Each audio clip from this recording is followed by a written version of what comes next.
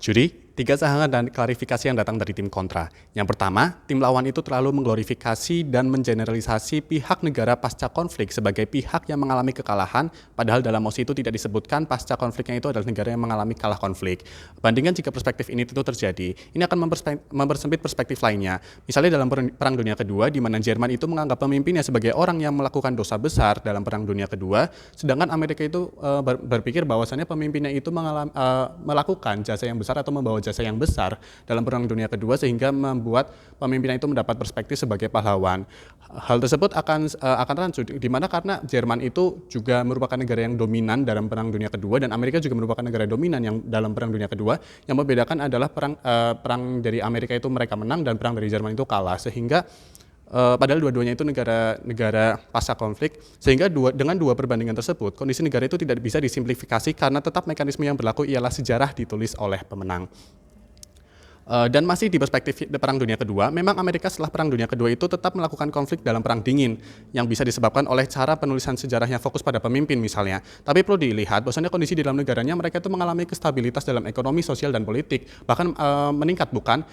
Maka dari itu konflik jika misal disimplifikasi dengan hal negara yang kalah itu juga tidak akan akan menciptakan ketidaksinambungan atau bisa menciptakan hal-hal rancu lainnya.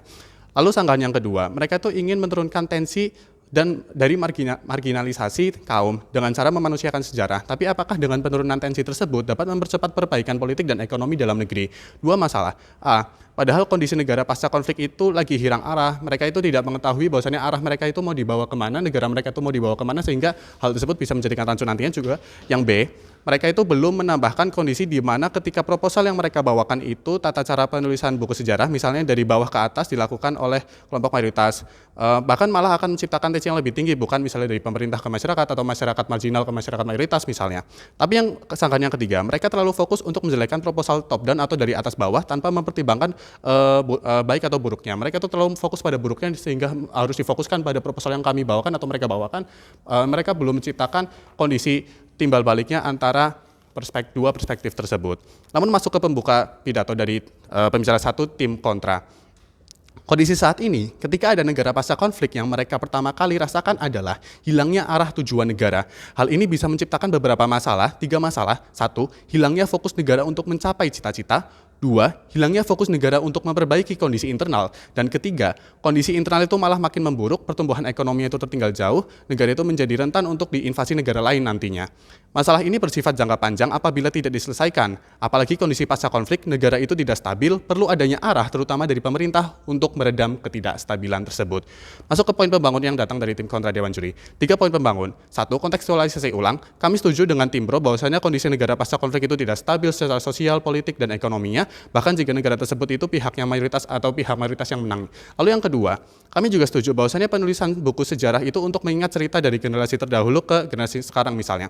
Namun poin pembangun yang kedua, kondisi saat ini, tapi ketahui bahwa sejarah ditulis oleh pemenang. Bayangkan jika dalam konflik internal pemenangnya adalah kaum mayoritas, akan terjadi pengelompokan marginal yang lebih masif terhadap kaum rentan, malah menciptakan tensi yang naik lagi dalam kondisi perspektif proposal yang tim pro bawakan. Lalu 3, beban pembuktian yang datang dari tim kontra. 2 hal. 1, kenapa dengan proposal kami, tujuan dari tim pro itu malah akan tercapai? Lalu yang kedua, kenapa dengan proposal kami pada akhirnya akan lebih membawa manfaat daripada kerugiannya? Masuk ke poin argumentasi. 2 argumentasi yang datang dari tim kontra. 1, pemimpin sebagai nahkoda negara itu penting dalam jangka panjang supaya menciptakan kesinambungan antara masyarakat dan pemimpin dalam mencapai tujuan negara.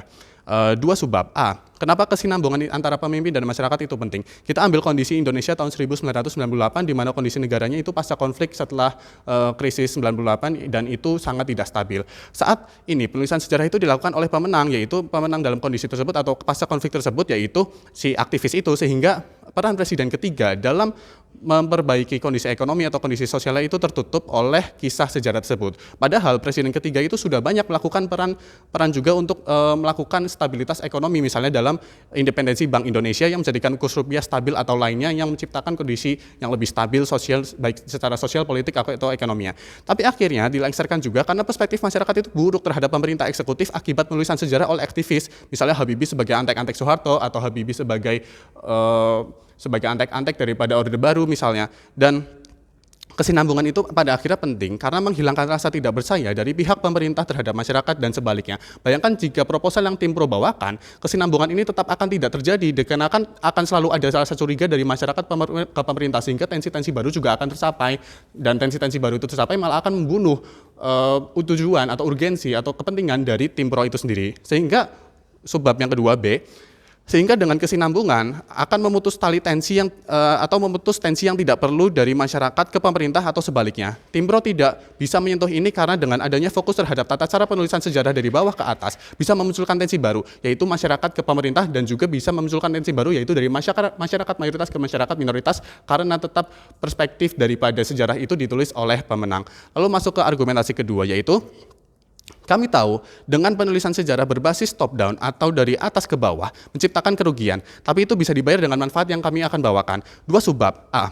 Oke, dengan adanya tata cara penulisan bottom up atau dari bawah ke atas akan lebih mudah menyalurkannya dan top down atau dari atas ke bawah akan lebih susah menyalurkannya. Tapi dengan adanya tata cara proposal kami, perbaikan yang lebih dibutuhkan itu oleh masyarakat akan lebih cepat tercapai. Contohnya pada Jepang pada Perang Dunia Kedua, pasca Perang Dunia Kedua, mereka itu dihancurkan oleh 2 bom nuklir dan kalah dalam Perang Dunia Kedua, sudah sangat hancur sosial ekonomi, kondisi sosial ekonomi dan politiknya. Namun karena penulisan sejarah yang terlalu yang mereka itu glorifikasi terhadap kaisar yang misalnya atau mendewakan kaisar yang mereka itu memiliki motivasi untuk memperbaiki kondisi-kondisi yang ada. Meskipun saya tidak 100% setuju dengan glorifikasi tersebut, namun setidaknya dengan adanya hal tersebut itu bisa memunculkan stimulus terhadap negara yang kalah untuk memperbaiki ekonomi dan kondisi sosial politiknya sehingga Jepang pasca Perang Dunia Kedua mereka itu recovery-nya atau perbaikannya itu singkat dan malah menjadikan negara Jepang sebagai negara maju dan bisa bersaing dalam negara-negara maju lainnya padahal mereka itu merupakan negara yang kalah dalam Perang Dunia Kedua dan dampaknya itu sangat besar.